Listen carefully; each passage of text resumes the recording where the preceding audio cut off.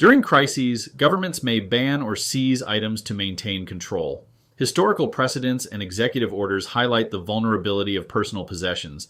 Items like communications equipment, energy resources, and food supplies are particularly at risk.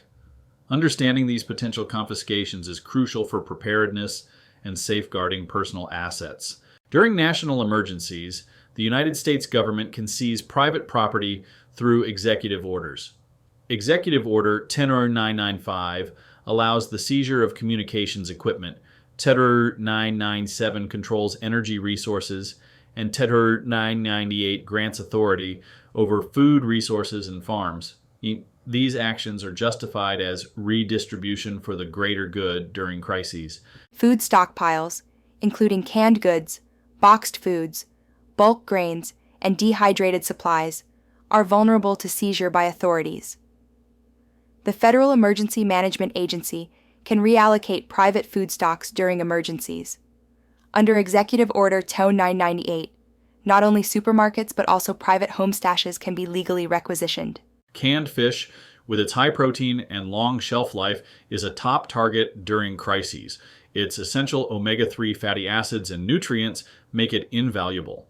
Compact and easy to transport, it's extensively used in military and relief rations. Sardines, tuna, herring, and mackerel are particularly susceptible to government requisition programs. Drinking water supplies are critical during crises. Bottled water cases may be seized for redistribution, with some states already limiting purchases.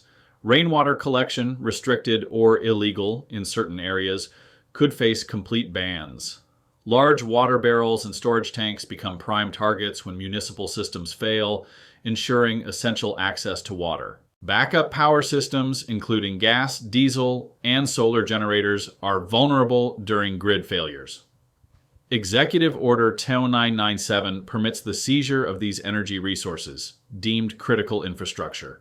Authorities may prioritize power for hospitals and government facilities, potentially commandeering private solar setups for emergency operations. Fuel reserves, including gasoline, propane, and diesel, are vulnerable during supply disruptions. Authorities may label private stockpiles as hoarding and seize them, especially during crises like hurricanes. Government prioritizes fuel for emergency vehicles, making personal reserves a key target for requisition.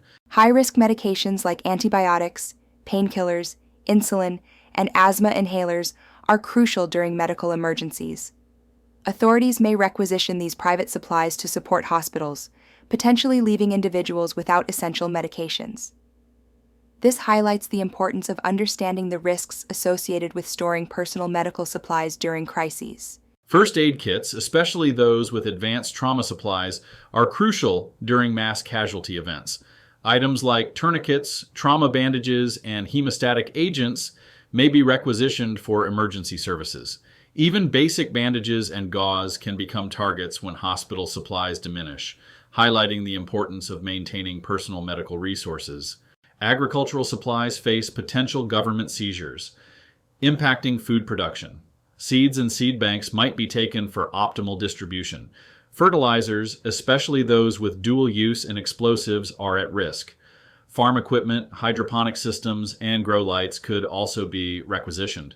During World War II, strict control over agricultural resources included requisitioning produce from victory gardens.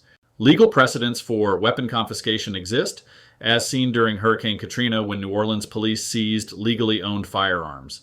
In martial law scenarios, authorities may confiscate weapons for public safety, regardless of ownership. Additionally, past crises have seen strict limitations on ammunition possession, highlighting the potential for government control over personal armaments. Executive Order 10995 allows the government to seize all communication equipment during emergencies. This includes ham radios, CB radios, scanners, satellite phones, and emergency radio receivers.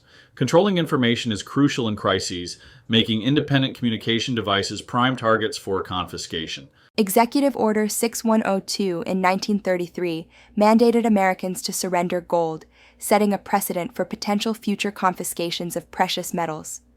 Silver and platinum may be requisitioned for strategic manufacturing. high-value collectibles could face forced sales at government-determined rates to fund emergency operations, highlighting the vulnerability of personal assets during crises. Personal fuel sources like firewood, charcoal, and propane tanks are crucial during infrastructure failures. Firewood stockpiles may be redistributed in winter emergencies, while charcoal and propane could be seized for emergency shelters. Historical fuel rationing during wars shows that non-essential private stores are vulnerable when public buildings require heating or cooking. Cash withdrawal limits often occur during financial crises, freezing private funds. Cryptocurrency may face severe restrictions or forced conversion to national currency in economic emergencies.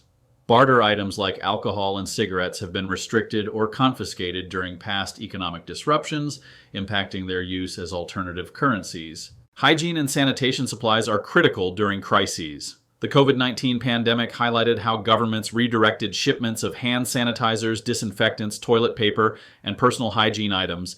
Such measures ensure emergency shelters and hospitals are adequately stocked, a practice that persists during natural disasters to maintain public health and safety.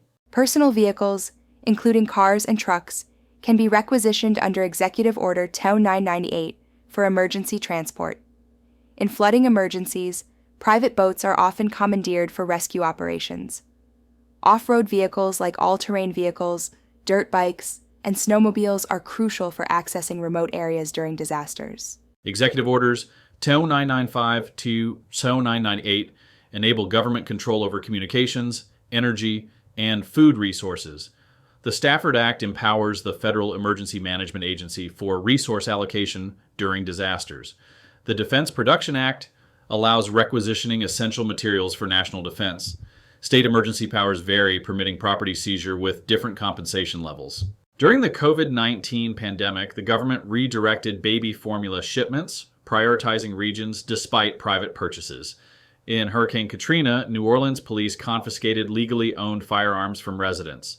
The Great Depression saw Executive Order 6102 mandating Americans sell gold to the government, prohibiting private ownership.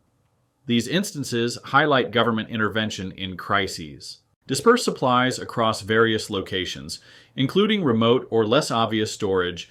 Avoid publicizing preparedness efforts and minimize digital and paper trails of large purchases. Stay informed on local emergency laws and orders. Knowledge and foresight are crucial for understanding risks before they materialize.